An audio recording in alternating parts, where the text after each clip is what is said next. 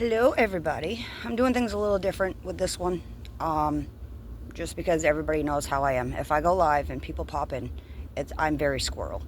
Um, I saw a video on TikTok, and I really think this will hit a lot of people. Um, so I decided to write it all down. It's taken me like a couple of days to do this because it's like a three-part video. Um, but when I heard this message, it hit home for me. Like really fucking hit home for me. So hopefully it helps somebody else somewheres, but here it goes. There's something rather peculiar that happens to certain people. They walk into a room and they feel it all. The unspoken tension between two friends, the hidden sadness behind a smile. We've been told this is a gift, haven't we? This ability to see what others miss. But I want to suggest something quite different to you today. That this variability, this clear seeing, might be the most dangerous you'll ever possess.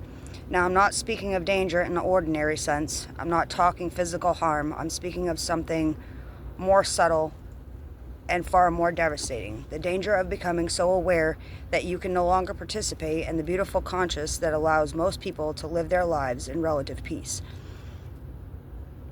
Have you ever watched people at a party? Really watch them. They're playing a game, you see. Everyone knows the rules without ever being told.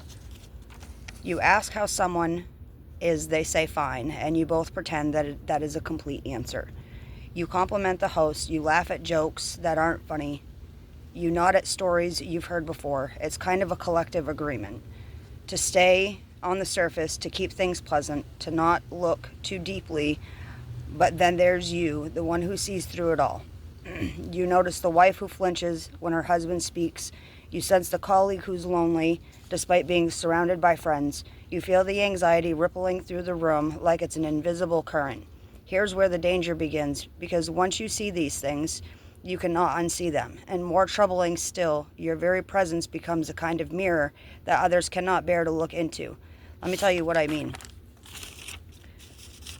When you see clearly, when you perceive the hidden currents beneath social interactions, you're essentially calling attention to when everyone has agreed to ignore it. And people don't like this. Not because they're bad or stupid, but because their parody threatens the very structure that allows them to function. Think of it this way. Society is rather like a stage play. Everyone has their part. The successful businessman, the devoted mother, the reliable friend. These are roles, you understand, costumes we put on, and the play works beautifully as long as everyone stays in character. But you, with your awareness, you're like an audience member who stands up in the middle of the performance and shouts, but that's just an actor pretending. Well, you can imagine how welcome that makes you. The first danger then is isolation.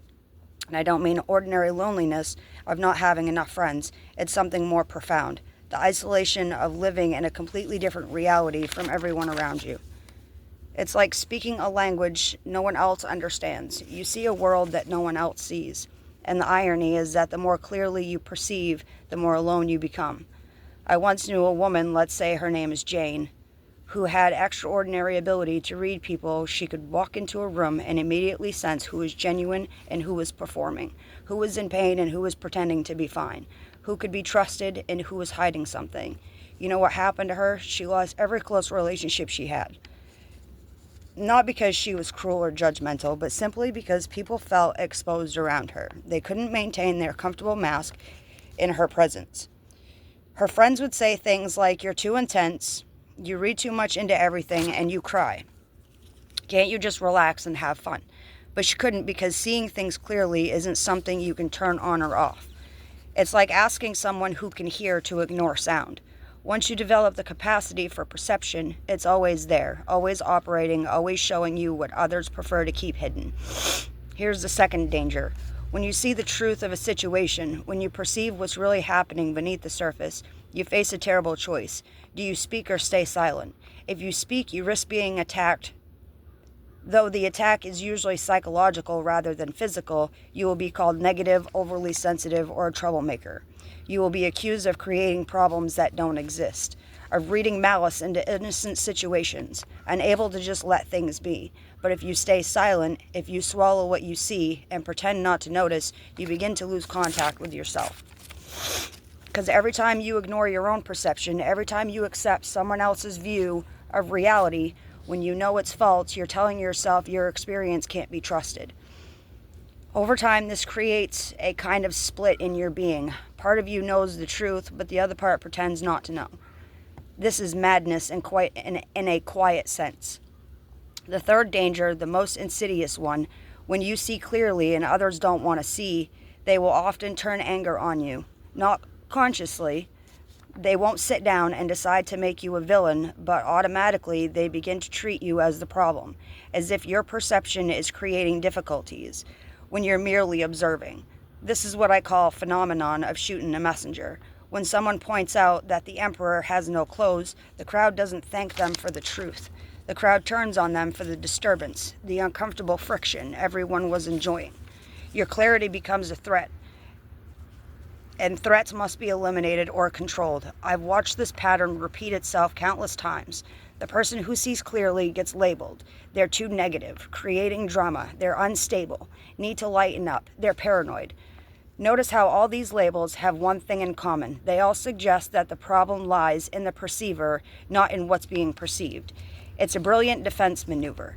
If we can convince you that your perception is flawed, we never have to look at what you're perceiving. Here's what no one tells you. The fourth danger is the most devastating of all. When you're constantly absorbing the emotional states and hidden truths of everyone around you, when you're picking up on what's unspoken and unfelt, you begin to lose track of what actually belongs to you. Your own feelings become mixed up with everyone else. You walk into a room feeling perfectly fine, and when you leave it, you're overwhelmingly anxious or sad or angry, and you have no idea if these feelings are yours or if you've simply absorbed them from others.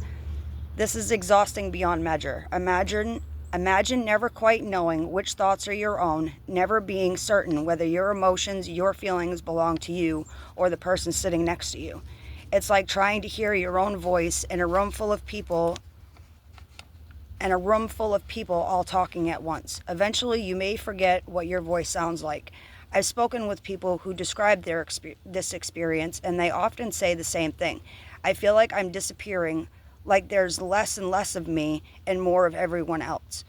When boundaries between self and others become too parable, when you're taking in too much without protection, you can lose contact with your own center, your own identity. You might be thinking, well, this sounds rather grim. Is there no hope for those that see clearly? Here's where we come to something interesting, because the danger I'm describing is only dangerous when it's unconscious, when you don't understand what's happening to you, when you think you're going mad and that something is wrong with you. But once you understand the game, once you see that real clarity is not a flaw but a type of awareness, everything changes. Not because the seeing stops, but because your relationship with it transforms. You begin to realize that you're not required to save everyone. If you sense someone's pain, you must heal it.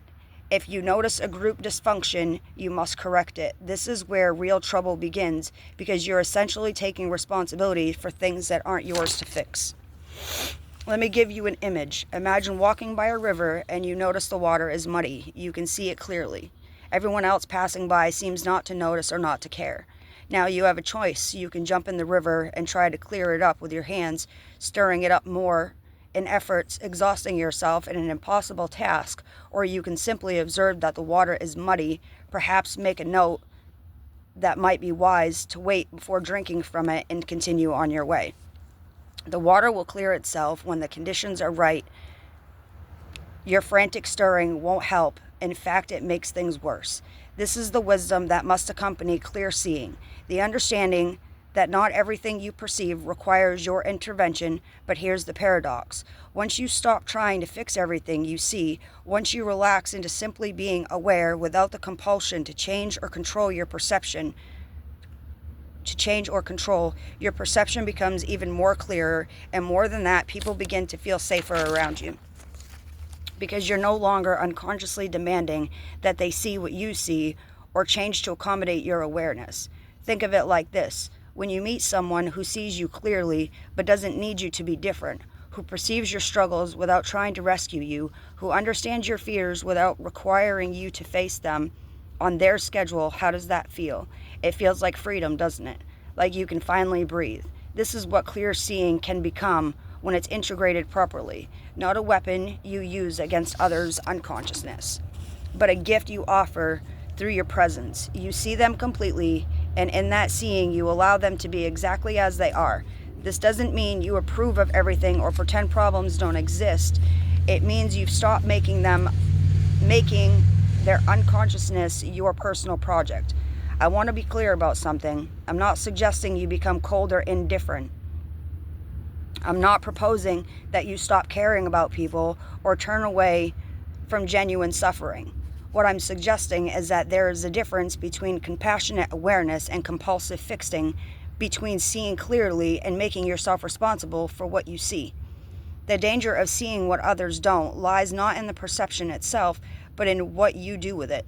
If you use it to separate yourself, to feel superior, to justify your isolation, then yes, it becomes dangerous. If you use it to attack others for the blindness, to shame them for not seeing, to punish them for their unconsciousness, then yes, it destroys relationships and leaves you alone. But if you can hold your clarity lightly, if you can see without grasping, perceive without controlling, understand without demanding, then your awareness becomes something entirely different.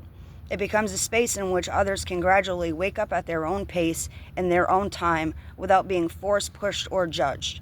Here's what I've learned after many years of watching people with this capacity for clear seeing. The ones who suffer most are the ones who see the most. They're the ones who haven't learned to protect themselves while seeing. They're the ones who absorb everything without filtration, who take on every burden they perceive, who exhaust themselves trying to wake up a world that isn't ready to wake up. The ones who thrive, who manage to use their perception without being destroyed by it. They've learned something crucial. They've learned to be in a world, but not of it. They can see clearly without being consumed by what they see. They can perceive deeply without losing themselves in others' experiences. They maintain what you might call conscious distance, not the distance of cold withdrawal, but the distance of healthy boundaries. And how does one learn this? It starts with spending time alone. Real time is not physical solitude, but psychological solitude. Time where you're not taking in anyone else's emotions, thoughts, or problems. Time where you can settle. Like that muddy water we talked about, until you see clearly which feelings are actually yours and which ones you've been carrying for others. It continues with learning to trust your perception without feeling controlled by it. Yes, you see that your friend's marriage is in trouble. Yes, you sense your colleague is deeply unhappy. Yes, you feel the dysfunction in your family system. All of this is absolutely true, but the question is not whether you see it correctly.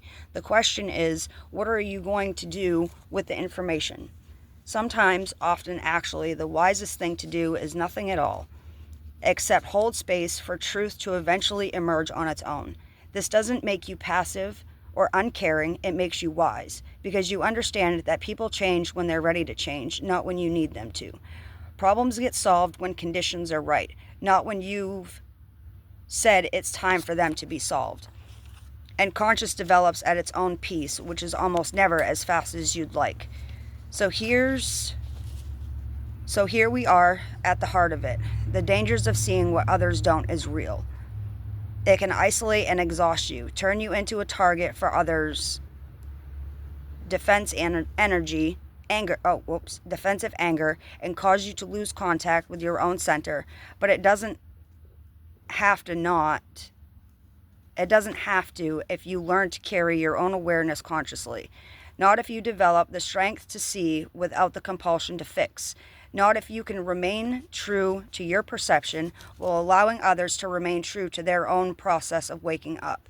The gift and the curse are the same thing. The question is only whether you'll learn to handle the gift with enough wisdom that it doesn't become a curse, whether you'll develop the patience and boundaries and self-knowledge necessary to be clear without being crushed by your own clarity, and perhaps most importantly, whether you'll find others who can see as you see. Because they exist, other people who live in this odd space of perceiving more than most, of sensing what's hidden, of knowing what's unspoken. When you find these people, when you can finally be fully seen by someone who doesn't need you to be less perceptive to feel comfortable, that's when the danger begins to transform into something beautiful, because you realize you're not alone. After all, you're not crazy, you're not broken, you're simply awake in a world that merely sleeps, and there are others who are awake too.